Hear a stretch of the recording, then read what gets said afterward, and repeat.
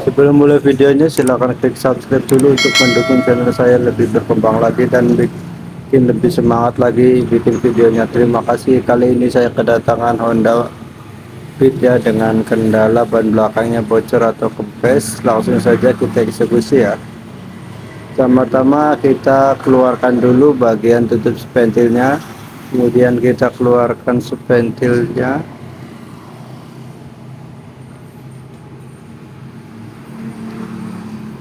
Lanjut kita buka baut dengan kunci pas 12.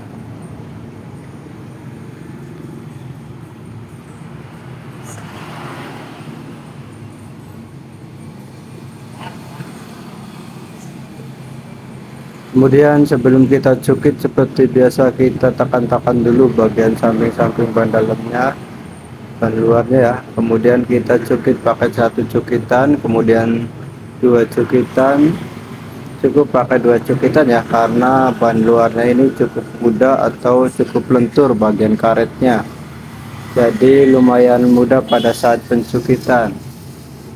Setelah terbuka semuanya bagian ban luar, lanjut kita tarik bagian ban dalamnya.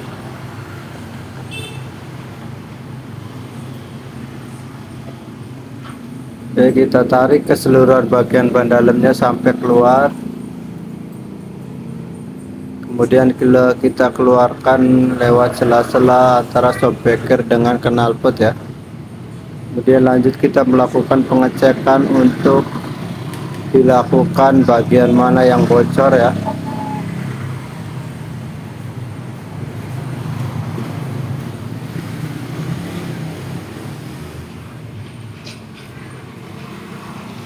Oke, kita pompa dulu biar ada tekanan anginnya. Kemudian kita cek secara memutar bagian mana yang ada kebocorannya ya. Dan sudah kelihatan ada yang bocor, terus kita tes, ternyata ada gelembung udara yang keluar, artinya itu ada bagian yang udah bocor ya. Karena bagian bocornya itu besar, jadi sebelum kita cek secara memutar, kita perlu tambal dulu bagian yang bocor itu.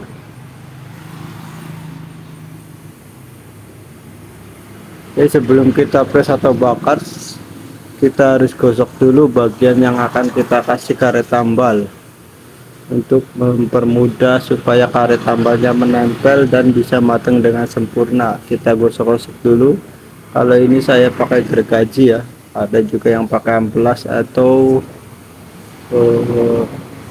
pengkikir gitu ya, supaya bannya lebih halus.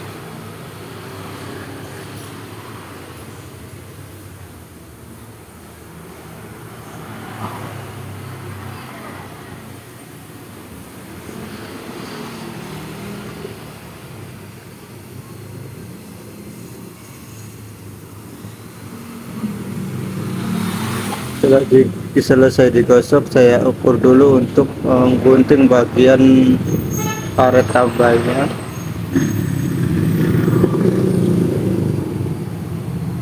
Kemudian saya gunting bagian samping-sampingnya.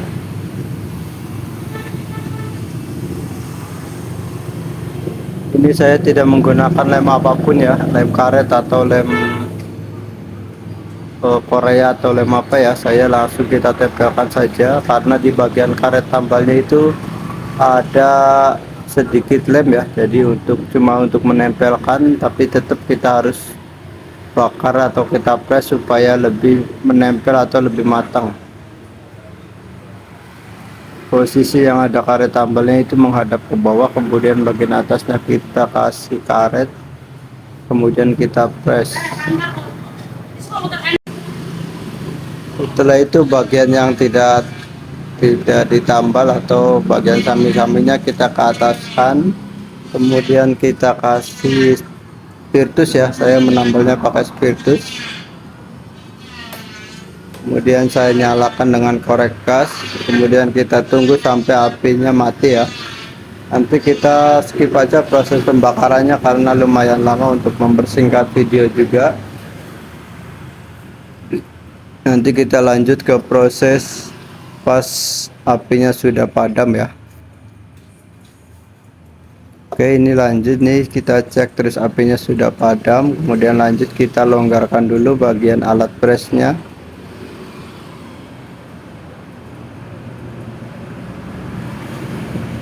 Kemudian kita cek kalau sudah tidak lengket dengan kaleng, itu berarti tambalannya sudah matang dengan sempurna ya, dan kelihatan mengkilap juga pada bagian tambalannya, tidak membentuk gelembung juga.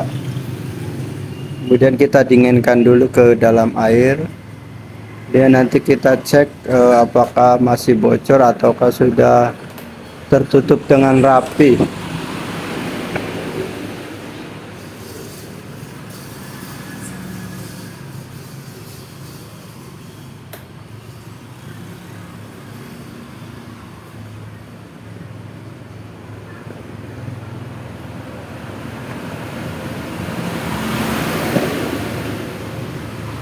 Kita pompa dulu sampai ada tekanan anginnya ya, kemudian kita coba cek, kita celupkan ke dalam air dan sudah tidak ada gelembung airnya, artinya sudah tertutup, tertambal dengan sempurna ya. Ini saya coba cek secara memutar karena tadi di awal belum dicek memutar. Oke, setelah selesai kita cek dengan air, kemudian kita nanti proses ke pemasangan kembali. Sebelum kita pasang kembali bagian roda belakang atau bagian dalamnya, kita cek atau kita raba-raba dulu untuk menemukan atau mencari apakah ada benda tajam atau semacam paku ya. Dan benar saja ternyata ada pakunya ya. Ini saya coba ambil pakunya pakai gunting. Iya, nah kelihatan pakunya ya. Nah, tapi kemudian saya cek lagi secara memutar apakah masih ada pakunya, dan ternyata sudah tidak ada ya. Oke, lanjut saya masukkan lewat rongga-rongga bagian roda belakang. Kemudian saya perlahan-lahan memasukkan bagian ban dalamnya dengan memasukkan bagian dop terlebih dahulu.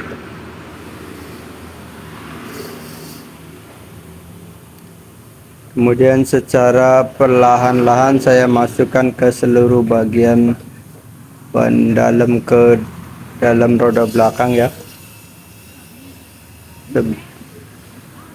Sebelum kita cupit, kita tekan-tekan dulu menggunakan tangan karena ini banyak lumayan karetnya masih bagus, jadi pada saat proses pencupitan ini lebih mudah ya dan lebih cepat juga. Oke, tidak memakan waktu untuk proses pencukitan dan proses pemasangan kembali. Setelah bagian ventilnya terpasang semuanya, lanjut kita ke proses